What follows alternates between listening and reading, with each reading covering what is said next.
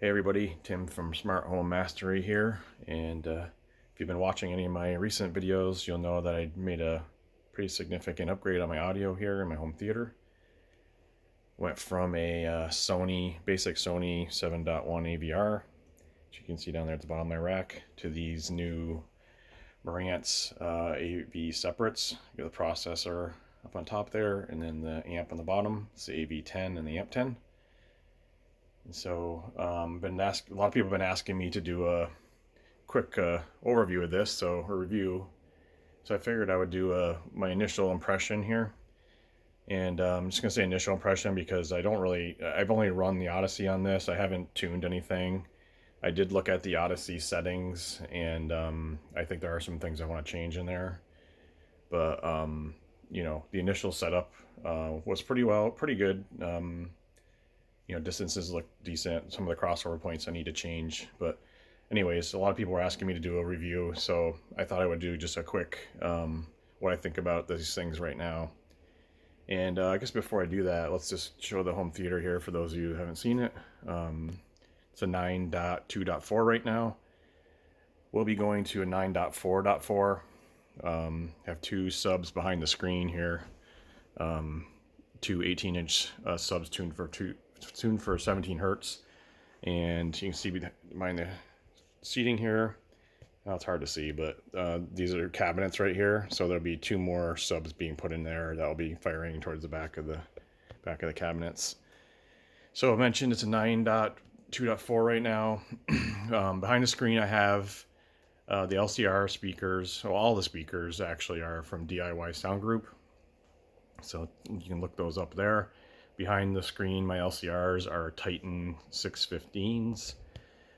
Every one of the surround speakers here, so the wide, there's my first row of surrounds, second row of surrounds, and rear surrounds.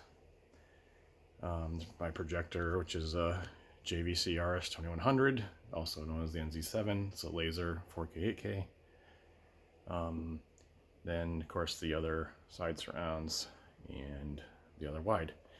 And then, so those are all DIY Sound Group Volt 10s.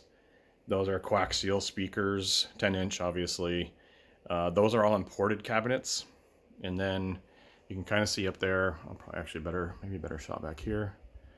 You can see the Atmos speakers back here. And then you can kind of see them up here. It's a little darker, but there's one there. So these are DIY Sound Group Volt 8s. Those are in just sealed cabinets. So just as an overview of like what the AV10 and the AMP10 are powering here, that's kind of a really quick overview of my theater. Maybe I'll try and, if I can, I'll try and stick some pictures in of what those speakers look like. So anyways, quick overview. Again, going from a 7.1 Sony AVR to these things is obviously a huge step. So, that's where I'm coming from when I do this review. It's an amazing jump. These things just sound absolutely amazing. I've again, just basic tune from the Odyssey. Haven't changed anything. What I'm noticing is like way more sound coming from the surround sounds than I ever had. Of course, I only had a 7.1, so the only thing I was powering before were the side, one row of sides in the back.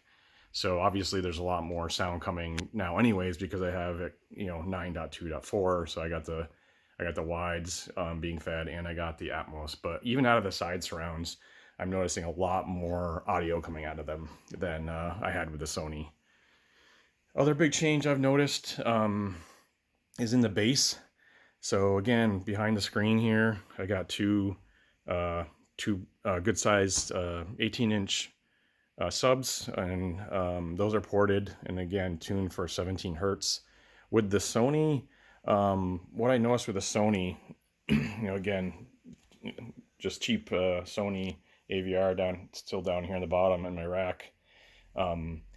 The subs were being driven off from the LFE port, and so what I noticed is it was very boomy. You know, it didn't integrate well with the audio, the rest of the audio, and with these things, like the bass just integrates really well with all the rest of the soundtrack or the movie track. It doesn't like stick out. It kind of just blends in. It's much cleaner. It's not, again, not no big, you know,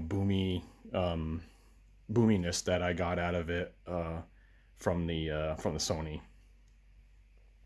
So, you know, I'm looking forward to like what's going to happen. Like I said, I'm going to do some tuning on it probably.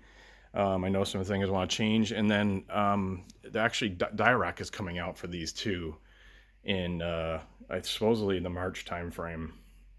You can also get a more, I guess, professional version of Odyssey. I haven't really looked into that too much, but this is just the default Odyssey that comes on them.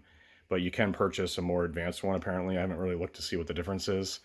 I'm not probably going to do that. I'm just going to wait for the Dirac to come out, and I'm definitely going to buy that and go through the tuning process again and see if it, you know, now I'll probably do a review on that where I do the comparison between the default Odyssey setup and the Dirac setup. So I think those are the basic things that I wanted to get across here. Let me just check my notes real quick. Yeah, so I think, you know, if you have any specific questions, I wanted to make this kind of short video because people have been asking about it and I wanted to get it out. And it's also a pretty subjective thing, right? It's hard to describe to somebody, you know, because everybody's a little different. Here's things a little different, but it's very, very clean sound. I'm glad I made the decision. I will say one thing that's happening with them, which this isn't a huge deal, but there's kind of a proprietary link between the AV10 and the AMP10 called an amp control that Marantz introduced, and mine's not working. What that's supposed to do is turn the amp on when you turn the AV receiver on, and it also will synchronize the dimming of the displays. So, you know, on the AV10 here, the porthole there, and then there's also LEDs. See if I can get a shot of that. There's LEDs on the side that light up, which is kind of cool. I don't think you'll be able to see them too well here, but I'll turn this on. And then there's the same here on the AMP10. The porthole there lights up, and then these LEDs. Well, it's supposed to synchronize those, so like when you dim one, it dims the other. The cable's not working at all. I tested the cable. I've contacted my vendor and let them know, but it's not a huge deal, but it's just one of those things where you spend all this money on them and you want it to work, right? But there's other ports on there. There's a 12-volt triggers, and there's also another one called remote control. And so I'm using the remote control right now, and as you can see, that is turning the amp on. You can see that came on too when I turned on the AV10. You can see the light in the porthole came on. So that's working to turn the amplifier on and off when I turn the AV10 on and off, but it's just something to be aware of. I'm not sure. I haven't heard of anybody else having the problem, but something I'm having. So sometime I gotta just keep looking into and figuring out what I'm gonna do about it. But anyways, I think I'm gonna end this. Sound-wise, again, they sound incredible. Most amazing my home theater's ever sounded, and we'll see what it sounds like here when I add the other two subs and make it a 9.4.4. And when we get the Dirac in and do a tune on that. So again, any questions, you know, please leave them down below. Happy to answer anything I can. And please like and subscribe, and I'll catch you on the next video. Thanks.